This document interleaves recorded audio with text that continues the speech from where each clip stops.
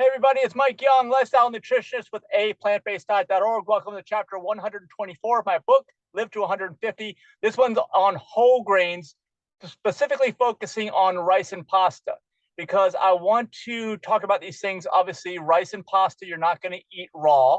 And we talked about how you probably want to eat a large percentage of your diet raw. But on these things, they are acceptable in limited amounts, I'd say.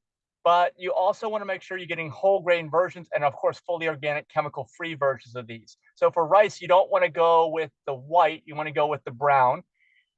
That's going to be the whole grain version. And then for pasta, same thing. You just want to make sure it's whole wheat. If you're getting a wheat pasta, they have all kinds of pasta available these days. Just make sure it's not like a bleach. If you're getting rice pasta, it's not like a white rice pasta. It's a brown rice pasta, something like that.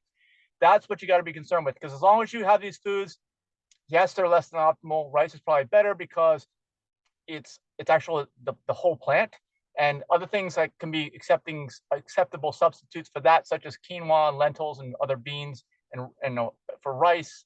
But then pasta is obviously a processed food. You're not going to find pasta growing in nature, but as long as it is fully organic, and of course you cook it and you hydrate it up, it should be okay. The other thing to think about with these things is that they're brown.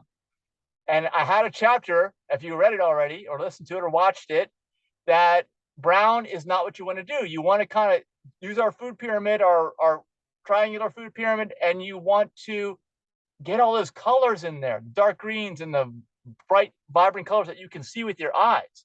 You want all that to happen so that even if you're eating this rice and pasta with the whole grain, you're going to be brown. So that's just a reminder to you to don't eat that much of it. It can be okay, just don't overdo it. So let me know in the comments if you thought about all this stuff, or kind of how you moderate what you're eating with pasta and rice. Actually, I had a chapter on moderation, so just be careful with it. I used to eat way more pasta than I eat now, and it also can be somewhat calorically dense, so you got to be careful with that. And it is a processed food. It's not food as grown. So please like the video if you got some value out of this, and of course subscribe so that you get notified with the next chapter release. We'll see you in the next chapter. Bye-bye.